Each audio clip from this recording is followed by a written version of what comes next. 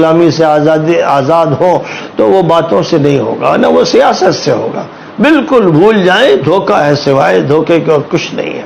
اس لیے اس کے لیے تو ایک زبردست جدوجہد کرنی پڑے گی, وہی جدوجہد جو 47 سے پہلے کی گئی تھی بر صغیر میں, جس کا آپ اپنے بزرگوں کے ناموں کے ساتھ حوالہ دیتے ہیں.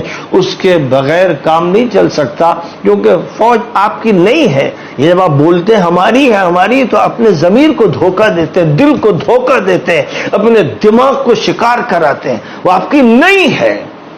اب عوام کو کچلنے کے لیے اور اسلام کو جھکانے کے لیے اور اسلامی تحریکات کو قتل کرنے اور ختم کرنے کے لیے اس لیے تمام مسلم ملکوں میں فوج قائم کی گئی. یہی کردار ہے اس کا, جو جہاں چاہیے دیکھ لیجئے, مصر میں دیکھ لیجئے, اردن میں, سیریا میں اور سعودیہ میں اور امارات میں, جتنے ممالک ہیں, یہاں کی جو فوج ہے وہ اپنے عوام اور اسلام اور مسلمانوں اور دینداروں اور اصلاح پسندوں کی دشمن فوج ہے.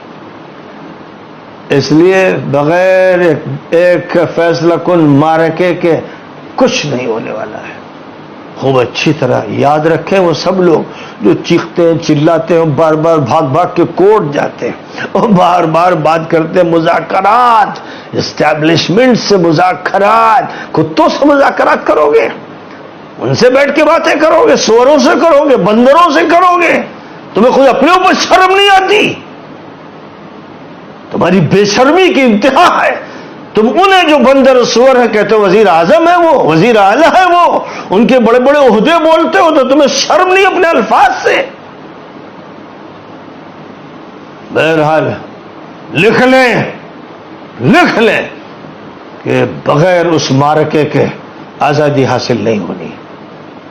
وآخر دعوانا ان الحمد للہ رب العالمین.